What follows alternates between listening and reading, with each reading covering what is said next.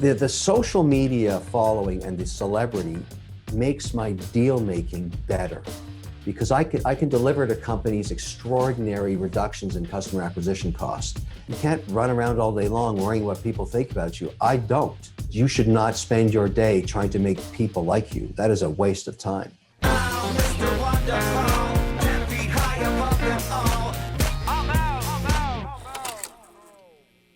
Who do you, I mean, I know the statistics and everything, but who do you feel like when you're sitting there, you come up against the most? Like just in your mind, like who are you always, it's down to like you and someone else. Like who do you lose deals to you feel the most out of your fellow sharks? Well, I think that the most difficult shark to circumvent is Mr. Wonderful. He's the guy I look out for.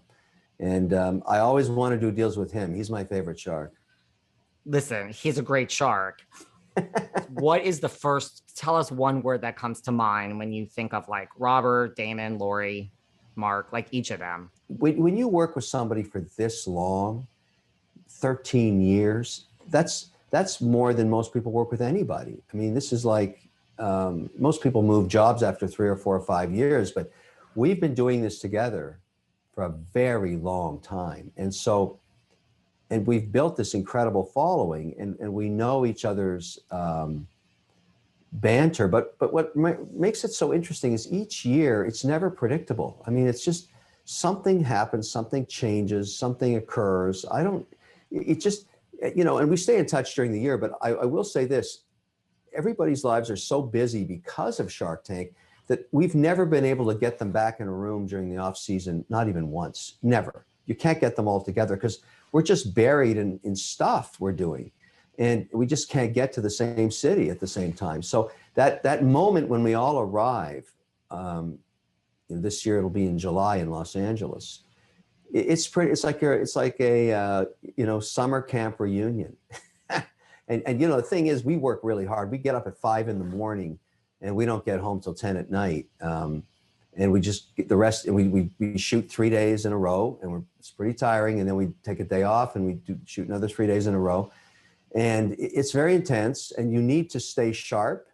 I remember in the early years, the second season maybe, we didn't really know each other. So we used to go out to dinner every night together. And one night, Damon and I and Mark and Robert, I looked at my watch and it was 5:30 in the morning. We were in a club, and I went, "Guys, are we shooting today?" And they looked at me and said, "Yeah."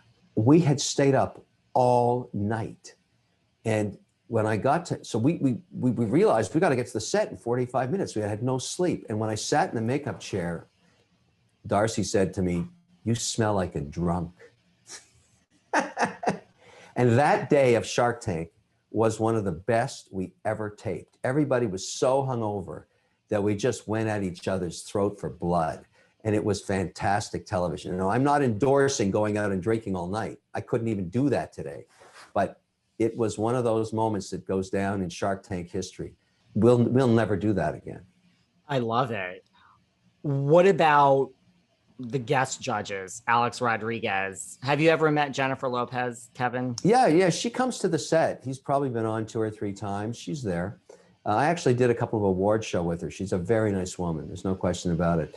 But everybody wants to come to the Shark Tank set. All the Hollywood stars either see themselves as a shark or, they want to pitch an idea. When we're taping, because of COVID, it's not the same today, but in the old days, every star in Hollywood was at the Shark Tank set.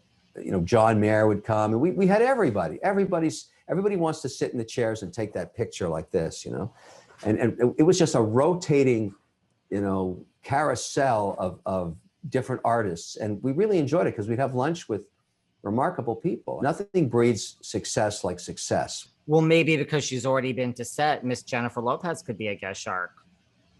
I would think she'd be a terrific guest shark. It's sort of, and the thing you have to know about the actual production process is there are laws that stop the producers from telling us anything about what's going to happen. We don't know the deals. We don't know the guests. They are announced to us, at a certain, with a certain protocol. And that's actually important for the show because the discovery of that deal we do that with you. We're discovering at the same time you are when you're watching the show. We've never seen it before. And that's very, very important. In fact, well, you're asked to disclose, have you ever talked to any of the sharks about this before? And if you have, you can't come on the show. What about how was Bethany Frankel as a guest judge? Well, I know Bethany quite well. Actually, I've done deals with Bethany. We have a deal called Snarky Teas together, which has done quite well. So, but everybody's their own crazy chicken, and she is definitely on the scale of crazy chicken. That doesn't shock me. What about the fact, she has this reputation of being like very difficult to like work with? Like, is that true? Nobody's difficult to work with. They're all competitors. Nobody's the same. And I think it's the unpredictability of what's going to happen that makes the show so interesting to watch. You have no idea what she's going to do. We've had plenty of guests that just are stunned by, they think they're ready for it, and then they just get ripped to shreds. And so, and it's really your own money. I'm happy to deliver that news to them. No problem. What about, well, we have David Spade now, who just replaced Chris Harrison. Would you ever host a show like The Bachelorette or Bachelor?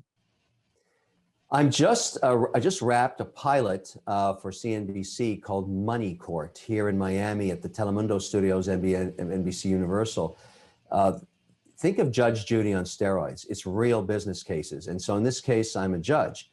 A real judge, a mediator. These are contracts signed with these disputes. These are litigants that come to the court. I have Katie Fang, of legendary, reporter / lawyer, trial attorney, and Ada Pozo, who's was a federal judge. So I've got real legal talent beside me.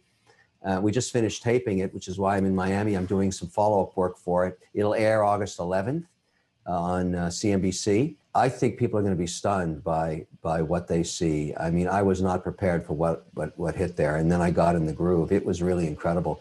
When people sue each other, real litigation within families, sometimes between landlords and tenants, business partners, it's really nasty. I mean, there's the festering wounds within family members can be brutal. A mother suing her daughter. Can you imagine that? It's all captured there on Money Court, and I think it's going to be very, very engaging. It's sad to watch it happen, but I think I did good work in helping these people find a resolution. Not everybody agreed with the outcomes, but it's quite a show. I get offered a lot of properties, a lot of shows. It has to be on brand for me. It has to it has to feel natural. Like being a judge and mediating business disputes is what I do every day in the real world anyway. So Money Court was a natural fit. I want to pick projects that I can grow. I want ownership in them. I want to invest in them. It's sort of the role of producer and talent at the same time. At the end of the day, I'm an investor. I build businesses, I build companies, and it has to kind of fit into that. And what we learned about Shark Tank is there's a tremendous interest in entrepreneurship. There's a lot of people that want to pursue that path.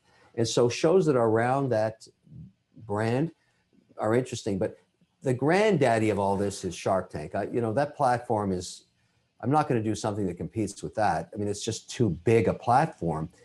One day I was thinking of, branching out into something else. And I called up Lauren Michaels, who I don't know, I knew who he was, but the great thing about being a shark is everybody returns your calls. It's incredible. And I asked him some advice about branding for television. He said, you're the asshole on Shark Tank. Never, ever give up the asshole. I said, that's very kind of you. Thank you. Are there any guest judges, like we mentioned, Jennifer Lopez, like, do you have like an ideal, like, hey, I'd love to get this person on Shark Tank, and do a lot of people like a Jennifer Lopez type or whoever, like pitch you, like if you're out, like you said, everyone wants to come on Shark Tank. Oh yeah. I mean, Shark Tank is not having a hard time getting, products. They're just inundated with requests. I mean, when you get to that iconic level, you get thousands of there's a woman named Mindy Casting who has cast every single deal since the very first one. She has a whole team of people. It's like American Idol. They go to a city and they got 1,000 people lined up. And she sees every single pitch. Can you imagine that? So she then recommends them to the producers. There's about 100 producers that actually develop these things and get to meet the entrepreneurs and do some background checking and all the rest of that. people don't understand the amount of work that goes into making a show like Shark Tank. I mean, you got to hand it to those producers. That's why they won for, Emmys. Yeah. What about like, does anything shock you in TV? Like, like bringing up Bethany again, like she just had this huge, 7-figure rumored deal with Mark Burnett, Big Shot. She had like this MGM development deal, and now Big Shot, I don't think it went so well, no shade, and now she's stepping away from it. The deal is over, whatever the reasons for that are, who knows? Like, are you shocked when something is like so announced and it's going to be huge, like Bethany and Mark Burnett? How could that fail? I have been dealing with Hollywood for 15 years. Nothing shocks me. Nothing. I've seen everything. It is a very flaky place.